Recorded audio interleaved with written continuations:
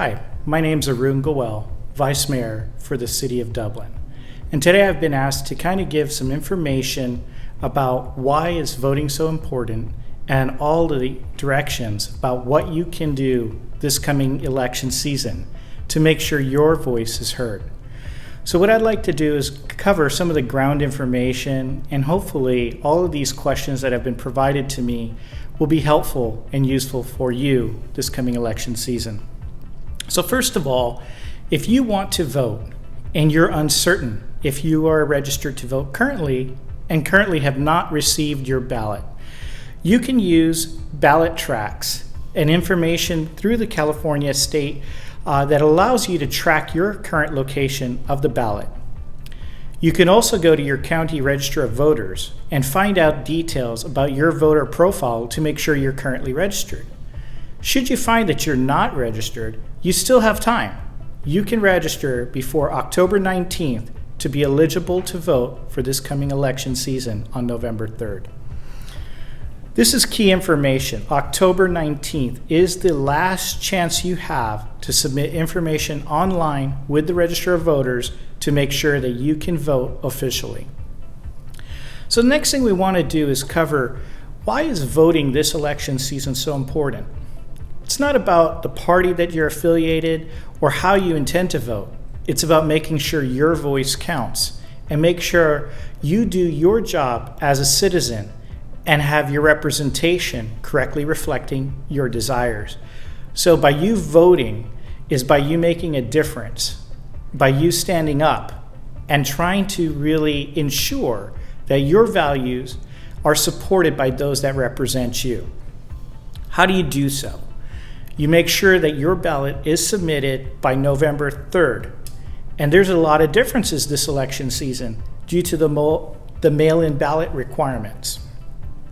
So everybody who was marked as a permanent mail-in vote ballot or an absentee ballot should have already got your ballots.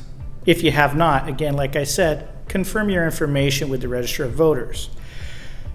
The rest of the individuals who normally would vote in person will also be supplied the mail-in ballot. This time, that is the key difference, but that does not disqualify you from voting in person. And in different counties and jurisdictions, they have vote early situations and also days prior to the actual election, along with election day. Election day, you're able to vote at a precinct near you based on your registration and your county location for your precinct to be able to vote November 3rd from 7 a.m. with the last time being at 8 p.m. Now, if you're voting by mail, you must have your ballot postmarked by November 3rd. That is a critical date, November 3rd. And your ballot must be received within 17 days. So November 20th for a ballot that was postmarked on November 3rd. Now, if you wanted to vote by mail, you need to make sure you do a lot of key elements in ensuring that your ballot is appropriately filled. And I'm going to go over a lot of the key basics about submitting your ballot, filling in your ballot, just to make sure that we're all successful. So if you had, in our case, Alameda County, they provided a general election information booklet about how to vote. And some of the key information that's inside of here is how to fill in your ballot correctly. So the key thing about this is you must use only black or blue ink, not red ink. It's black or blue only.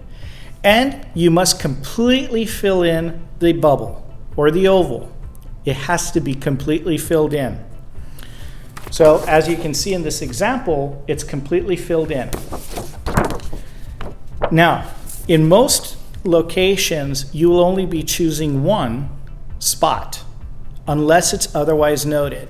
So in some jurisdictions, for instance, city council races, you might have more than one choice, and it will clearly state so. So make sure you only fill out the amount of ovals as allowed by that ballot. The other thing is when you're filling in your ballot, you need to make sure you fold it correctly and you sign the back of your ballot correctly before putting it in the mail. Again, this information is available on the ballot information booklet. Okay, now the one thing when you're returning your ballot by mail, there is no postage necessary. It's all prepaid. It has to go in the designated envelope, and you can do so anywhere that is a USPS postal service. But if you'd like to not use the US Postal Service, there are 24/7 official locations that can be utilized. The Register of Voters has all of those locations. Generically, city halls should have an official ballot location outside of their place. So make sure you follow the locations for either the official ballot drop-off locations, or you drop it in the mail, and if you're putting it in the mail, it's submitted before November 3rd, postmarked, and that it's received by the Register of Voters. Now, if you want to track your ballot, again, BallotTrax allows you the opportunity to make sure that your ballot was received, it was appropriately filled out. If not, they give you an opportunity to correct it should you submit your vote early. And when it is getting counted, it will tell you it's been counted. This is how you know your voice has been active in the future for the choices that you need to have made.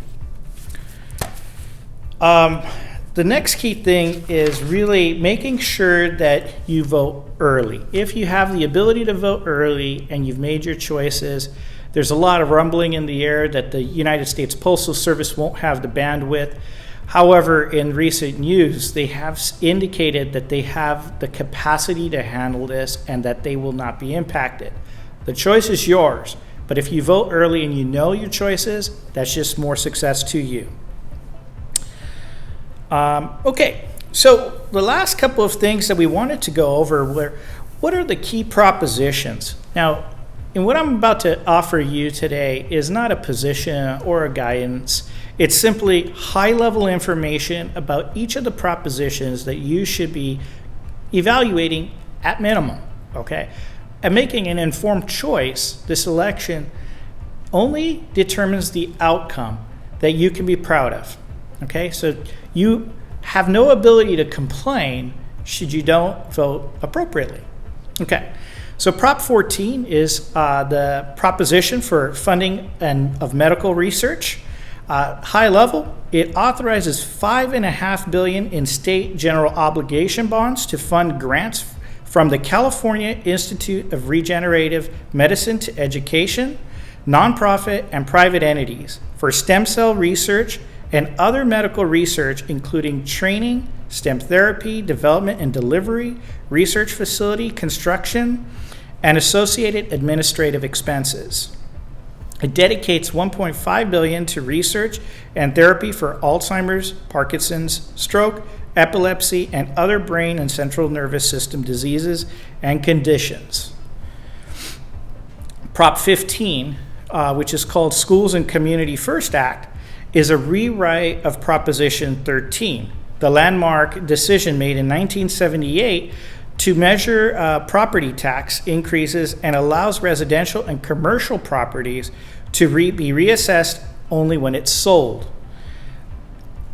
Prop 16, affirmative action, is basically the reversal of Prop 209 that occurred in 1996, essentially establishing quota systems for access to college and also for government contracts.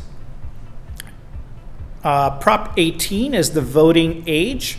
It allows 17 years old prior to the general election to be allowed to vote if they were going to be 18 by the time of the general election.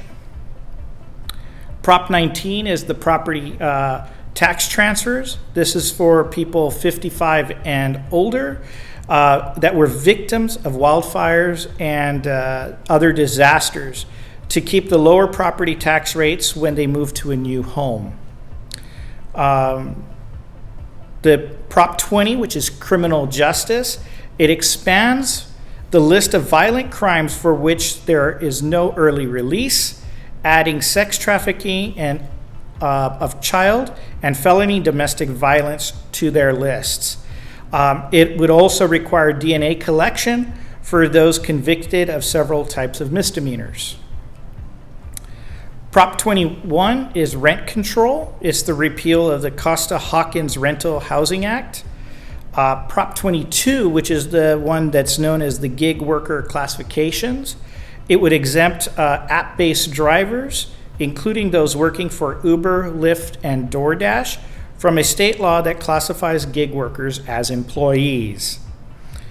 Prop 24 is the consumer data privacy, essentially providing protection for children from private information being sold.